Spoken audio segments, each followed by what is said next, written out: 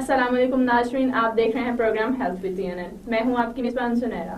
नाज़रीन, जैसे कि आप लोग जानते हैं, हर दफ़ा की तरह हम लोग एक नई बीमारी और उसके हल के ऊपर बात करते हैं, उसके मसाइल जो आजकल दुनिया में चल रहे हैं, क्या किस तरीके से लोग उनको जो है उन पे काबू पा सकते हैं, कैसे हम बीमारियों से बच सकते हैं। तो इसी तरीके से आज हम हार्ट के ऊपर बात करने वाले हैं, हार्ट की डिजीज़ के ऊपर, कार्डियो के हवाले से बात करने वाले हैं, जिसके लिए आज हमारे साथ मौजूद है doctor Abdul Wasay.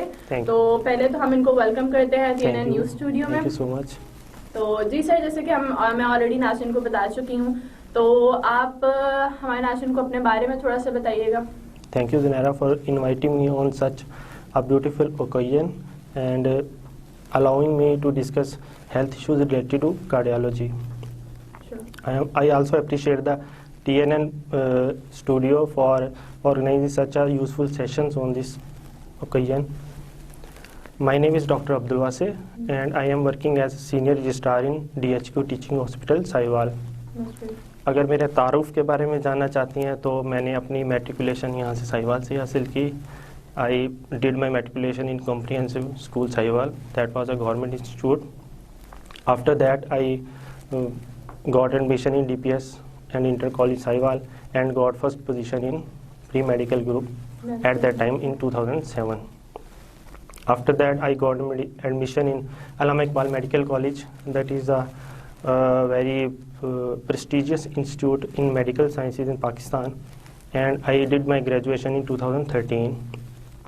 Then I got in my residency after passing FCPS cardiology part 1 and did my specialization in cardiology from Punjab Institute of Cardiology, and you can say I am the youngest cardiologist in Sahiwal and sure in Pakistan. That I completed my FCPS training and examination in 2019. At that time I was at age of 29 years. That's great. अच्छा, तो time waste के बगैर हम अपने questions की तरफ चलते हैं। तो जी डॉक्टर साहब, बताइएगा कि बेसिकली हार्ट अटैक होता है, ये होता क्या है और इसको हम किस तरीके से, मतलब क्योंकि मोस्टली हम ये उसको पोजीशन में इंसान समझ नहीं पाता कि उसके साथ हो क्या रहा है, तो किस तरीके से उसको पता लग सकता है? मैं तो दिल को एक मिरेकल ऑफ गॉड कहूँगा. The size of the heart is like the size of this fist, you know, and you can say that heart can pump almost 7 to 8,000 liters per day. Okay, so अगर हम दिल की structure को समझना चाहते हैं तो उसके बेसिकली 5 components हैं. First one is cardiac muscles. Like other body muscles, they also need blood supply.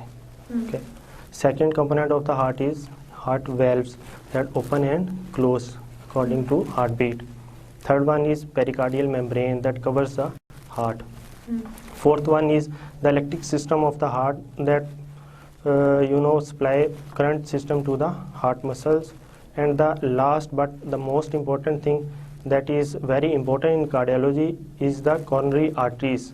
ये छोटी छोटी नालियाँ जो दिल के मसल्स को खून सप्लाई करती हैं, वो उनको हम कॉर्नरी आर्टरीज कहते हैं. बेसिकली जो हार्ट अटैक होता है उसमें मेन मैकेनिज़्म ये है कि जब एक खून का लोथड़ा उस कॉर्नरी आर्टरी को या छोटी नाली को बंद कर देता है तो उस हिस्से को सप्लाई ख़त्म हो जाती है, और वही क्रिटिकल टाइम है जब हमने उसको पेशेंट को रिएक्ट करना है और ट्रीट करना है. तो cardiology is a game of nerves and time. जितना आप टाइम वेस्ट करेंगे उतना ही वो ब्लड क्लॉट थिक होगा और बाद में उसको ब्रेक डाउन करना मुश्किल हो जाएगा. तो इस हवाले से दिल की जब वो ब्लॉकेज आती है उस नाली में तो उसको हम ब्रेक डाउन करने के मुख्तलिफ तरीके हैं. अगर तो आपके पास कैथ या जिसको हम एंजियोग्राफी कहते हैं उसकी सहूलत मुयस्सर नहीं है, that is in 90 minutes, that should be done in 90 minutes. अगर वो अवेलेबल नहीं है तो उसका सेकंड मेथड है कि हम एक ड्रग आती है जिसको स्ट्रेप्टोकाइनेज या TPAs कहते हैं, हम उससे उसको ब्रेक डाउन करने की कोशिश करते हैं. It's just like a breaking down of the blood clot so that the supply of that heart muscle should be recovered. अच्छा, तो right now in Pakistan what is the rate of heart patients? It's a very shocking for me that the number of patients and even the disease in early 30s is increasing day by day. You know this is cardiovascular deaths या दिल की बीमारियों की वजह से मौत पाकिस्तान और even पूरी दुनिया में दूसरे नंबर पे आती हैं।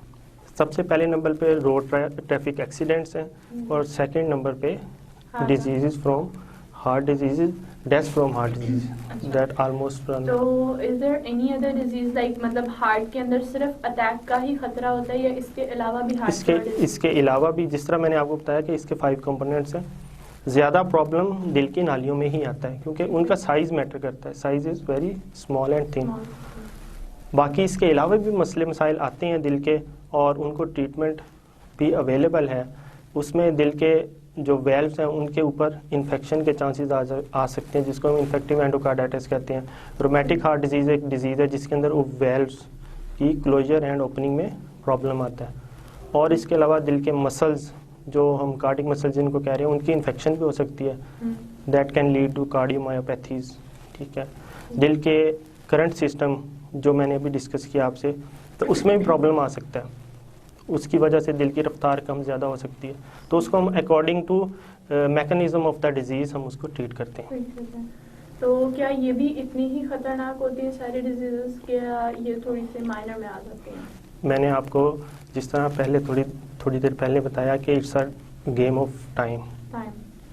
तो अगर दिल की रफ्तार एकदम से तेज़ होती है तो हम शॉक देखते हैं, आपने देखा होगा अक्सर फिल्मों में भी शॉक दिया जाता है। तो बेसिकली उसमें दिल की रफ्तार इतनी तेज़ होती है कि दिल को टाइम ही नहीं मिलता पंप करने को। इट कुड बी इन 200 पर सेकेंड। ओके, तो उसमें हम शॉक देते हैं ताकि एक इलेक्ट्रिक सिस्टम, अगर कोई इलेक्ट्रिकल इंजीनियर हो वो समझेगा इसको, या इलेक्ट्रिक सिस्टम जब हम शॉक देते हैं तो वो सारा न्यूट्रल हो जाता है। फिर अल्लाह ताला ने एक मैकेनिज्म रखा है कि जो करंट पैदा करने वाला एक ऐसे नोड है, एक हिस्सा है दिल का, वो दोबारा अपनी करंट जनरेट करना शुरू करता है। तो इसके अलावा दिल की रफ्तार कम होने पे हम पेसमेकर या बैटरी डालते हैं पेशेंट को। दिल की नाली बंद होने के लिए हम उसको खोलने की कोशिश करते हैं, उसके डिफरेंट मेथड्स हैं। मोस्ट कॉमन मैंने आपको बताया जिस तरह हम दवाई से बेहतर करने की कोशिश करते हैं। सेकेंडली स्टंटिंग, एंजियोग्राफी बहुत से लोग नहीं जानते, अमूमन बाजू से की जाती है या टांग से भी हम कर सकते हैं। उससे बेसिकली हम एक्सेस लेते हैं कॉर्नरी आर्टरीज की। अच्छा, तो डॉक्टर साहब ये बताइएगा कि इस टाइम या वैसे भी उम्र के किस हिस्से में हार्ट की डिजीज का चांस बढ़ जाता है? अगर हम एज की बात करें, age is a non modifiable factor of coronary artery disease. मतलब ये एक ऐसी चीज़ है जिसको हम चेंज नहीं कर सकते। और फीमेल्स में बाय गॉड अल्लाह ने एक प्रोटेक्शन दी है फीमेल्स को, that is due to estrogen hormones that protects the coronary arteries. उसको प्रोटेक्ट करता है, इसलिए आपने देखा होगा कि ratio 3:1, 3 males and 1 female, it's a common ratio. तो above age 40 that is indicator that the person should be evaluated for heart disease. और इसमें भी मुख्तलिफ फैक्टर्स हैं। वो पेशेंट्स जिनकी जेनेटिक्स है, जिनमें जीन्स में रन करती है इस्कीमिक हार्ट डिजीज़ या दिल की बीमारियां, उन्हें वेरी केयरफुल होना चाहिए अपनी बीमारी से मुतल्लिक। मैं हमेशा कहता हूँ पेशेंट्स को, it's just like a baldness, उसकी हम केयर करते हैं जिस तरह फादर से बेटे में ट्रांसफ़र होता है, just like ischaemic heart disease या दिल की बीमारियां भी इसी तरह ट्रांसफ़र होती हैं। तो उन्हें ज़्यादा केयरफुल होने की ज़रूरत है as compare to other people. अच्छा, तो क्या वजूहात बनती हैं हार्ट की बीमारी के लिए? क्या अवामिल होते हैं इसके बैक पे जिनसे जो है ये बीमारी का वो हार्ट की बीमारी का सबब बनते हैं? इसमें मल्टीपल फैक्टर्स हैं जुनैरा। मोस्ट कॉमन जो फैक्टर है जो आजकल हमारी सोसाइटी में बड़ा प्रीवेल कर रहा है, that is obesity. Second number पे अगर हम इसको डिस्कस करें, सेकंड नंबर पे आ जाता है smoking. This is a modifiable risk factors. Diabetes, this is a modifiable risk factor. ये वो फैक्टर हैं जिनको हम चेंज कर सकते हैं, अपनी विल के साथ चेंज कर सकते हैं, एहतियात के साथ चेंज कर सकते हैं। शुगर, ब्लड प्रेशर, कोलेस्ट्रॉल भी है उसके अंदर शामिल। और इसके अलावा जेनेटिक्स एक ऐसी चीज़ है जिसको हम चेंज नहीं कर सकते। अच्छा, तो डॉक्टर साहब माजद अभी आपकी बात कर रहे हैं, अभी हमारे ब्रेक का वक्त होता जा रहा है, तो हम लोग यहाँ पे ब्रेक लेते हैं। जी नाज़रीन, अभी हम यहाँ एक ब्रेक लेते हैं और ब्रेक के बाद आके मज़ीद डॉक्टर साहब से गुफ्तगू करेंगे और यहीं से कंटिन्यू करेंगे।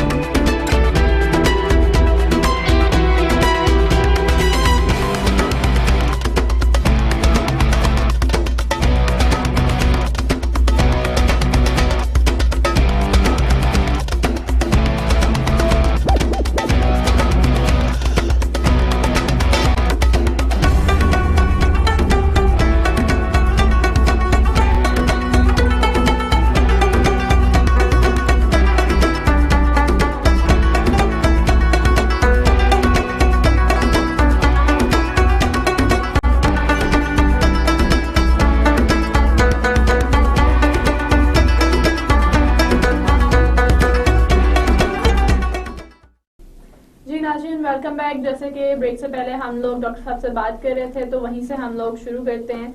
जी सर, माशाल्लाह आपको उस टाइम आपकी बात काटी थी, तो आप उस टाइम बता रहे थे क्या सबब बनते हैं मतलब हार्ट अटैक या हार्ट डिजीज के, तो आप वहीं से करेंगे। इसमें मैं सुनहरा बात कर रहा था आपसे कि दो तरह के रिस्क फैक्टर्स हैं, एक तो मॉडिफाइबल हैं और दूसरे नॉन मॉडिफाइबल। मॉडिफाइबल वो हैं, वो वजूहात हैं जिनको हम चेंज कर सकते हैं, पर्सनैलिटी को चेंज करके, अपनी इन्वायरमेंट को चेंज करके। और नॉन मॉडिफाइबल वो हैं जिनको हम चेंज नहीं कर सकते, जो नेचर ने हमें दिए हैं। उनमें नॉन मॉडिफाइबल को डिस्कस करें पहले, तो उसमें एज आ जाता है, जीन्स आ सकती हैं, उसमें जेनेटिक्स हैं, उसको हम चेंज नहीं कर सकते। और थर्ड नंबर पे सेक्स, मेल है फीमेल है। मैंने आपको बताया कि मेल्स में ज़्यादा कॉमन है coronary heart disease. Non modifiable की बात कर लेते हैं। सबसे इम्पोर्टेंट मैंने आपको बताया कि ओबेसिटी आजकल बहुत कॉमन हो रही है ड्यू टू अनहेल्दी लाइफस्टाइल। और सेकंड नंबर पे blood pressure, sugar, cholesterol, smoking is very important. Smoking आजकल की पॉपुलेशन में रुझान ज़्यादा है और इसको कम होना चाहिए, हुकूमती सतह पे भी, इंडिविजुअली भी। और लास्ट पे मैं कहूँगा कि कोलेस्ट्रॉल या लिपिड प्रोफाइल जिसको हम कहते हैं, that is also a very important risk factor. ठीक। अच्छा, तो डॉक्टर साहब बताइए कि जिन मतलब लोगों को या जिन मरीजों को दिल की बीमारी है, तो उनको खाने में किन चीज़ों से परहेज करना चाहिए? अच्छा, ये बड़ा कॉमन क्वेश्चन है जो हमें तकरीबन हर मरीज़ दिल का पूछता है। खाने पीने में वैसे वो सिगरेट नहीं छोड़ेंगे, लेकिन खाने पीने का ज़रूर पूछेंगे। तो नहीं छोड़ सकता। हाँ, तो बस अच्छा, उसमें हम सबसे इम्पोर्टेंट है कि हम वेजिटेबल्स का इस्तेमाल ज़्यादा करें। कुछ चीज़ें हैं खाने की जिनके अंदर एंटीऑक्सीडेंट्स मौजूद है। ये वो चीज़ें हैं जो दिल की नालियों को बेहतर रखती हैं, प्रोटेक्शन देते हैं। तो उनमें vegetables and fruits that are the most important things. Secondly ये है कि फास्ट फूड्स पॉपुलैरिटी गेन कर रहे हैं आहिस्ता आहिस्ता। तो मैं कभी मना नहीं करता कि आप एक मुनासिब मिकदार में ले सकते हैं, लेकिन उसके इंग्रेडिएंट्स को देखते हुए। सेकेंडली सॉफ्ट ड्रिंक्स बड़े इंपॉर्टेंट है, उसका इस्तेमाल तो मुकम्मल बंद होना चाहिए। और इसके अलावा तली हुई चीज़ें, अगर आप देखें ऑयल के ऊपर पैकेट पे लिखा होता है कि ये कितनी दफ़ा रीहीट हो सकता है। हम बाहर से कुछ चीज़ें लेते हैं और वो रीहीट में भी 100 टाइम्स होता हो, that produce very toxic substances. और with the passage of time आहिस्ता आहिस्ता ये हमारी नालियों में, दिल की नालियों में प्रॉब्लम क्रिएट करता है। Not only for coronary arteries, बल्कि दिल की नालियों के अलावा फालिज का हमला भी कर सकता है और गुर्दों को भी इफेक्ट कर सकता है। अच्छा, जो लोग मतलब दिल के भी मरीज हैं और उनको ब्लड प्रेशर का भी इशू है, तो उनको किस तरीके से मैनेज करना चाहिए खुद को? अच्छा, ब्लड प्रेशर को कंट्रोल करने के लिए एक्सरसाइज बड़ी इंपॉर्टेंट है। एक्सरसाइज का रोल मैं कहता हूँ कि कलीदी हैसियत रखती है। एक्सरसाइज किसी भी बीमारी को कंट्रोल करने में, not only for coronary artery disease, बल्कि शुगर को कंट्रोल करने में, वेट लॉस के लिए और एंग्जाइटी के लिए। एक्सरसाइजेज में मुख्तलिफ ऑप्शंस अवेलेबल हैं। आजकल योगा और एरोबिक एक्सरसाइजेज पर बड़ा फोकस हो रहा है और बड़ा अच्छा है कि एरोबिक एक्सरसाइजेज से आपका एक सिस्टम बेहतर परफॉर्म करता है। उसके अलावा जिम, जिसको हम आइसोमेट्रिक एक्सरसाइजेज कहते हैं, वो आजकल डिस्करेज किए जा रहे हैं क्योंकि उसमें स्पेसिफिक मसल्स जो है ना वो इन्वॉल्व होते हैं। आजकल हम प्रमोट करते हैं वो एक्सरसाइजेज जिनके अंदर सारे बॉडी मसल्स इन्वॉल्व हों। उसमें running is a very good, swimming and running very good options. Okay. अच्छा, तो डॉक्टर साहब अभी मतलब जो है इस तरीके से हम हार्ट के ऊपर बात कर रहे हैं या हार्ट के मरीजों के ऊपर, तो मैं आपसे पूछना चाह रही थी कि इन केस कभी ऐसी सडन सिचुएशन हो जाती है, किसी को हार्ट अटैक हो जाता है और उसके पास कोई एज सच फैसिलिटी नहीं होती है, तो उसको फॉर द टाइम क्या करना चाहिए? अच्छा, ये बड़ा इंपॉर्टेंट क्वेश्चन है आपका कि पहले तो हम बात करेंगे कि उसकी इलामात क्या है। हर बाईं साइड पे दर्द होने वाली दिल की दर्द नहीं है, मोस्टली स्टमक या मस्कुलर पेन्स होती हैं। तो आजकल अवेयरनेस इतनी है कि लोग समझते हैं कि लेफ्ट साइड पे हार्ट है तो वो हार्ट की वजह से प्रॉब्लम है। तो हम बेसिकली हिस्ट्री पे ये रूल आउट करते हैं। पेशेंट्स अमूमन आते हैं, बताते हैं डॉक्टर साहब बोझ है, छाती पे बोझ है और वो खींच रहा है, हमारे जबड़े को खींच रहा है, बाजू को खींच रहा है। That is very important. और ये बोझ फिर हम एज के साथ लिंक करते हैं। इफ़ अ पेशेंट एक पेशेंट है जो 70 ईयर्स में है, अपनी 70 साल की उम्र में, वो कहता है मुझे बोझ है, हमारा 99% हम सोचेंगे कि दिल की वजह से है। यही अगर प्रॉब्लम्स 22 ईयर्स ओल्ड बॉय कहता है तो उसमें हम सोचेंगे कि ये may be some other reason. तो उसके अंदर सबसे इम्पोर्टेंट है बोझ का छाती में आना। दूसरे नंबर पे स्वेटिंग, ठंडे पसीने आना। ये वो इलामात हैं जो आपको अगर बैठे बैठे महसूस हो, इट मीन्स कि आप प्रॉब्लम ज़्यादा है दिल का। कुछ प्रॉब्लम्स ऐसे हैं दिल के जिसके अंदर हम एक्सरसाइज करते हैं तो फीलिंग आती है। एक पेशेंट कहता है डॉक्टर साहब मैं 3 किलोमीटर चलता हूँ, मुझे छाती में बोझ आना शुरू हो जाता है, फिर मैं बैठता हूँ तो ठीक हो जाता है। That is angina. मतलब इसमें हम कंसीडर करते हैं कि नाली का प्रॉब्लम है लेकिन इतना ज़्यादा नहीं है कि हम उसको फ़ौरन ट्रीट करें, तो उसके लिए हम दवाइयाँ देते हैं, तो उससे वो एक्सरसाइज कैपेसिटी उसकी इंक्रीज़ की जा सकती है। फिर ये आहिस्ता आहिस्ता डिजीज़ बढ़ती है, अगर हम उसे उस टाइम पे कंट्रोल ना करें तो बढ़ती है। और फिर वही मे बी आफ्टर 2 इयर्स वो पेशेंट आगे कहे कि डॉक्टर साहब मैं 1 किलोमीटर चलता हूँ तो मुझे पेन होनी शुरू हो जाती है। इसमें अब ये रिस्क फैक्टर्स को मॉडिफाई करना और दवाई का बड़ा इंपॉर्टेंट रोल है। बहुत से पेशेंट्स पूछते हैं डॉक्टर साहब दवाई शुरू की अब कितना अर्सा चलेगी, तो ये डिसाइड डॉक्टर ने करना है। उसके अंदर हाँ बिल्कुल, उसके अंदर ये है कि अगर हमने स्टंटिंग किया फिर तो फॉर लाइफ चलेगी, और उसमें कुछ ऐसी मेडिकेशंस हैं जो खून पतला करती हैं, तो वो हमने फॉर लाइफ देनी होती है पेशेंट को। तो मेरा ख्याल है कि ये डॉक्टर पे छोड़ना चाहिए कि दवाई कब तक वो कंटिन्यू करना चाहते हैं। ठीक, तो मतलब आप कह रहे हैं कि मतलब हमें पहले से ही इन चीज़ों के लिए प्रिपेयर रहना चाहिए। डेफिनेटली। ठीक, अच्छा तो डॉक्टर साहब के जो हार्ट के पेशेंट्स होते हैं उन आपने बताया वो डायबिटीज़ से भी लिंक्ड होते हैं, तो डायबिटीज़ किस तरीके से रोल प्ले कर रही होती है हार्ट डिजीज़ को इफेक्ट करने के लिए? डायबिटीज़ बेसिकली क्या है?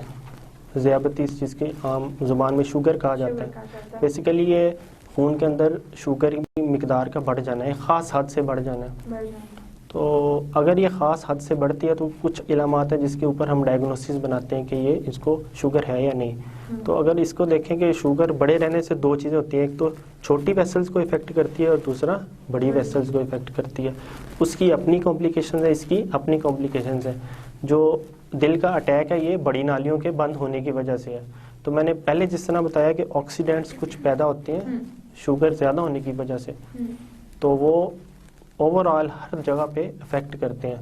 वो दिमाग की नालियाँ भी हो सकती हैं, वो दिल की नालियाँ भी हो सकती हैं, वो गुर्दों की नालियाँ भी हो सकती हैं। तो शुगर किसी भी बीमारी का सबब बन सकती है। जैसे एक कॉमन सा फिक्रा कहा जाता है कि diabetes is the mother of all disease. ठीक है, तो बेसिकली नालियाँ खून लेके जाती हैं, जब उस नाली में प्रॉब्लम आएगा तो वो हिस्सा इफेक्ट हो जाएगा। अच्छा तो डॉक्टर साहब जैसा भी हमने ये डिजीज़ जो भी हार्ट को प्रमोट कर रही हैं उसके ऊपर बात करी, तो मुझे ये बताइएगा कि जो ऑपरेट्स किस तरह टाइम पे जाके मतलब हमें ऑपरेट की तरफ मूव कर जाना चाहिए, और क्या ऑपरेट्स के डिफरेंट टाइप्स भी हैं? जुनैरा आजकल साइंस इतनी तरक्की कर चुकी है कि दिल की बीमारियों को ट्रीट करना, और मेरा कार्डियोलॉजी में आने का भी पैशन यही था कि हम इस बीमारी को ट्रीट कर सकते हैं विद इन फ्यू आवर्स। ठीक है, तो अगर मैं जिस तरह पहले डिस्कस किया एंजियोग्राफी एक प्रोसीजर है जिसमें ना पेशेंट को खाना पीना रोकना है ना दर्द होनी है, और आफ्टर 2 to 3 डेज में भी उसको ये जख्म भी नज़र ना आए जहाँ से हमने एंजियोग्राफी की है। तो दिल की नाली को खोलने के लिए 2-3 ऑप्शंस अवेलेबल हैं।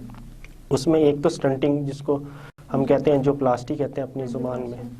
तो वो ये कि पेशेंट सुबह जाता है, स्टंट डलता है, नाली को खोल दिया जाता है और वो शाम को वापस घर आ जाता है। That is a convenient procedure. इसका मुतबादल ये है कि कुछ नालियाँ मतलब ये यहाँ से तंग है, फिर थोड़ा सा आगे जाके तंग है, फिर थोड़ा सा आगे जाके तंग है। अमूमन ये नालियाँ डायबिटिक पेशेंट्स में होती हैं। और फिर एक नाली नहीं है, ज़्यादा नालियाँ हैं।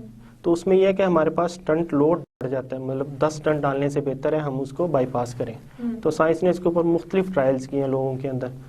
तो वो पेशेंट्स जिनके अंदर नालियाँ जगह जगह से तंग हों और लंबी फासले तक तंग हो, उसके लिए फिर हम बाईपास इस तरह ही है, मतलब जीटी रोड को आपने कहीं एहतजाज हो रहा है तो आपने बाईपास कर दिया। ठीक है, तो बाईपास यही है, या तो हम कॉमनली टांग से लेते हैं नाली, या खून के अंदर ही बाजू को सप्लाई करती है, उसको हम उसका रूट चेंज करके दिल की उसके साथ अटैच कर देते हैं। ठीक। अच्छा, तो डॉक्टर साहब यहाँ पे एक बात होती है हमारे यहाँ जी, खाने से रेलिवेंट भी कुछ चीज़ें होती हैं, तो हम यहाँ पे बात करने वाले हैं अदरक, लहसुन, ये ऐसी अशियाएं, क्या ये अशियाएं खाने से दिल की बीमारी पे कोई इफेक्ट होता है? क्या उसमें कोई कमी आती है या ये एक मिथ है? अदरक लहसुन तो वैसे प्रमोट होता है और इसे होना भी चाहिए, और क्योंकि साइंस ने भी इसको प्रूव किया कि ये प्रोटेक्ट करते हैं। These are protective not curative. जो बीमारी ऑलरेडी हो चुकी है, मतलब जिसने नाली को ऑलरेडी तंग कर दिया कोलेस्ट्रॉल ने, उसको ये रिकवर नहीं करेगी, लेकिन मजीद को बढ़ने से रोकेगी। ये कॉन्सेप्ट क्लियर होना चाहिए लोगों के, क्योंकि लोग एंजियोग्राफी नहीं करवाते, वो कहते हैं अदरक खा रहे हैं तो ये बेहतर हो जाएगा। ठीक है, तो ये चीज़ वाज़ेह होनी चाहिए कि जो प्रॉब्लम पहले ऑलरेडी डेवलप हो चुकी है उसको ये चेंज नहीं करेगी, लेकिन मजीद को बढ़ने से ज़रूर रोकेगी। तो अदरक लहसुन से कोई ऑब्जेक्शन नहीं है, आप उसको ज़रूर खाएं, और लेकिन ये कि साथ में मेडिकल ट्रीटमेंट जो आपको रिकमेंडेड है उसको भी साथ करवाना चाहिए। ठीक, तो डॉक्टर साहब यहाँ पे ब्रेक का वक्त हो रहा है, तो जी नाज़रीन इस वक्त हम एक ब्रेक लेने लगे हैं। ब्रेक के बाद वापस आएंगे और अपनी गुफ्तगू को यहीं से जारी करेंगे। बारिश बहुत हो रही है, जाना जरूरी है क्या? हाँ बाबा। नए घर के बारे में कुछ सोचो ना। शाम को बात करते हैं ना। एक आशिया है तसव्वुर में, जहां मुस्तकबिल की तस्वीर हो, जहां आने वाली यादों का समा बसता हो, जहां कुशादा मंजिलों का रास्ता हो, और आपके इन्हीं रास्तों की मंजिल है Safari City housing scheme. TE group of companies के माहिर आर्किटेक्ट और चाइनीज इंजीनियर्स की ज़ेरे निगरानी जदीद तरीन इंटरनेशनल स्टैंडर्ड की कंस्ट्रक्शन, एक कनाल के रिहायशी और कमर्शियल प्लॉट्स, टीएमए से मंजूर शुदा, ओकाड़ा में पहली बार solar garden lights, water filtration plant, जदीद मोनूमेंट्स, कुशादा मेटल रोड्स, कम्युनिटी सेंटर, मस्जिद, school, gym, electricity, e tag gate, iron gate, boundary wall, sewerage का जदीद निजाम, stainless steel poles, playground, play land, parks, green belt, traffic sign, entry road sign, cat eye, interior stone, kerb stone, security कैमरे, 24 घंटे on location security team की मौजूदगी बनाए आके लिए एक महफूज और पुरसकून जिंदगी को यकीनी। तरक्याती काम की झलक देखें, फिर बच्चों के मुस्तकबिल का फैसला करें। 25% एडवांस और बकाया अदायगी 24 माह की आसान माहाना एक साथ में। Safari City housing scheme, Mulka city school, canal view road, Okara. Designed and developed by TE Group of Companies. जी नाज़रीन, वेलकम बैक। और जैसे कि ब्रेक से पहले हम डॉक्टर साहब से बात कर रहे थे, तो हम वहीं से कंटिन्यू करते हैं। जी डॉक्टर साहब, आप बता रहे थे, तो मैं अब आपसे जो नेक्स्ट क्वेश्चन करने जा रही हूँ वो ये है कि जो दिल की दर्द होता है उसकी क्या अलामात होती हैं और किस तरीके से उसको डिटेक्ट किया जाता है? दिल की अलामात में सबसे इम्पोर्टेंट है दिल की दर्द होना। ठीक है, जिसमें मैंने अभी बताया कि बोझ ज़्यादा इम्पोर्टेंट है एज कम्पेयर टू पेन, क्योंकि पेन को लोग मोस्टली मेरे ख्याल स्टमक पेन से मिक्स अप क्योंकि दिल की दर्द ऐसी होती है जैसे कोई चीज़ अंदर से खींच रहा है। पेशेंट जो अमूमन दिल के होते हैं वो यही बताते हैं कि कोई चीज़ अंदर से खींच रही है। और मैंने तो पेशेंट से सुना है कि मतलब ये वर्स्ट पेन है आफ्टर प्रेगनेंसी, मतलब प्रेग्नेंट पेन्स, लेबर पेन्स और उसके बाद ये कार्डिक पेन्स, इतनी सीवियर पेन होती है पेशेंट को। दूसरे नंबर पे पसीना आता है, स्वेटिंग, जिसको प्रोफ्यूज स्वेटिंग, मतलब पूरा जिस्म भीग जाता है पेशेंट का। और तीसरे नंबर पे इम्पोर्टेंट चीज़ है कि पेशेंट जब थोड़ा एक्सर्ट करता है, चलता फिरता है, तो उसको पेन ज़्यादा होती है, बैठ जाता है तो ठीक हो जाती है। और एक कॉन्सेप्ट है कि ज़ुबान के नीचे गोली रखने से, लेकिन ये ज़ुबान के नीचे घर में गोली नहीं रखनी चाहिए, क्योंकि ब्लड प्रेशर आपने मेजर नहीं किया होता। तो ये गोली, जिसको हम एजिसिड कहते हैं, ब्लड प्रेशर को ड्रॉप करती है। आल्दो ये दिल की बीमारी को बेहतर करती है, लेकिन ब्लड प्रेशर भी ड्रॉप करती है। हाँ, अगर आपने ब्लड प्रेशर चेक किया और वो नॉर्मल है, फिर आप ज़ुबान के नीचे रख सकते हैं। और इम्पोर्टेंट चीज़ ये है कि अगर कुछ देर तक ये पेन बेहतर नहीं होती तो फिर हॉस्पिटल जाएं, क्योंकि कार्डिक डिजीज़ या दिल की बीमारियाँ आजकल उसका ट्रीटमेंट भी अवेलेबल है और इन्वेस्टिगेशन भी बड़ी रेडिली अवेलेबल है। तो आप एक ECG के ऊपर डायग्नोसिस कर सकते हैं दिल की बीमारी है या नहीं है। तो मेरा ख्याल है कि उसके बाद आपको ECG की तरफ जाना चाहिए और डॉक्टर से कंसल्ट करना चाहिए। अच्छा डॉक्टर साहब, जैसे पहले आपने बताया था कि ये आजकल दिल की या कार्डियो की बीमारी ज़्यादा यंग जनरेशन में आ रही है, तो उसकी क्या वजूहत है? वैसे ये बड़ी अलार्मिंग सिचुएशन है। मैं पिछले कुछ दिनों से देख रहा हूँ, may be during Covid sessions के दिल की बीमारी 20s और 30s में बड़ी कॉमन है, स्पेशली इन मेल बॉयज़। और मुझे जो रिस्क फैक्टर्स लग रहे हैं उसमें एक तो अनहेल्दी फूड लाइफस्टाइल है, और दूसरे नंबर पे स्मोकिंग। मैंने जिन पेशेंट्स को भी प्रोब किया उनमें स्मोकिंग बड़ी इंपॉर्टेंट है, और उसके ऊपर एक स्टडी भी हम कंडक्ट कर रहे हैं DHU साहिवाल में।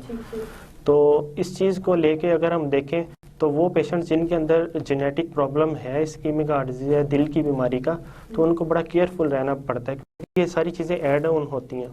मतलब एक पेशेंट है, उसकी जेनेटिक्स में है बीमारी दिल की, तो अगर वो एहतियात नहीं करेगा तो मे बी उसके फादर को इन 40s हुआ और इसको इन 30s हो जाए।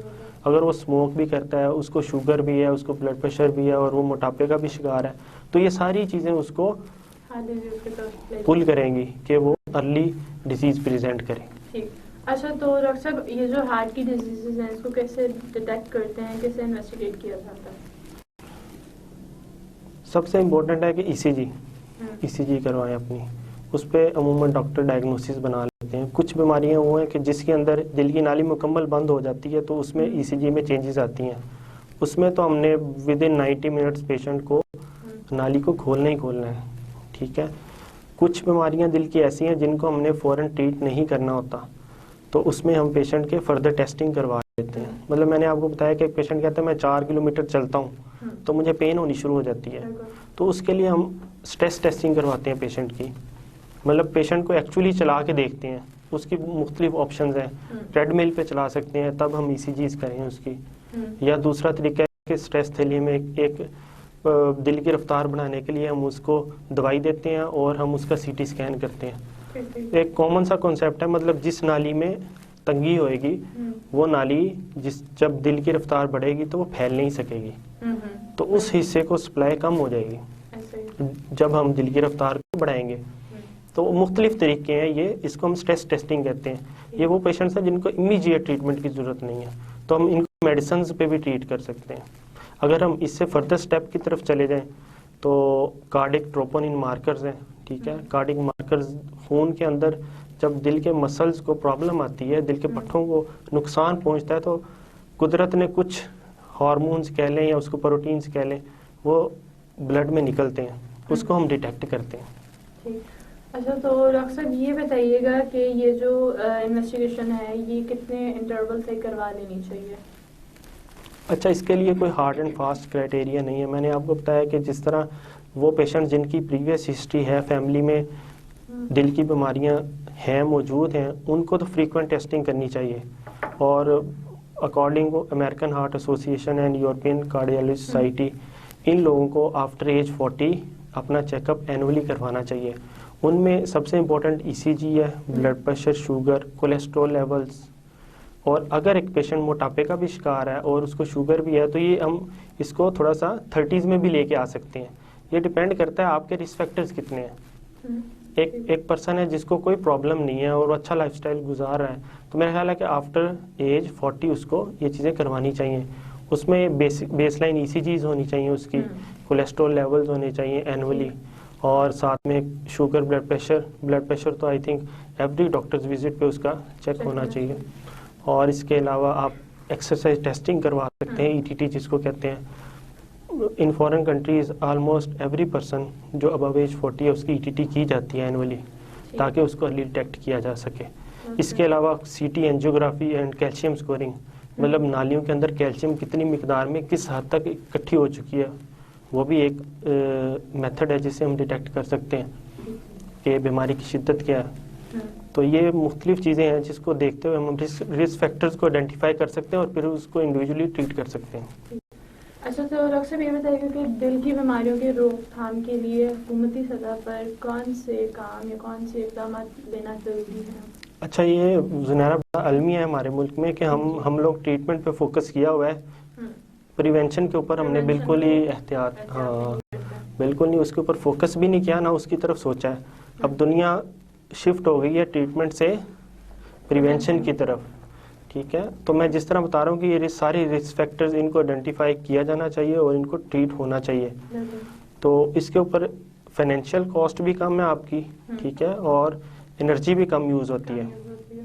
तो हुकूमती सतह पे मेरे ख्याल ये ट्रीटमेंट से हट के प्रिवेंशन की तरफ तवज्जो दी जानी चाहिए, और कुछ सतह पे इस पे काम जारी भी है, और इंडिविजुअली भी हमें इसको अडॉप्ट करना चाहिए। ठीक।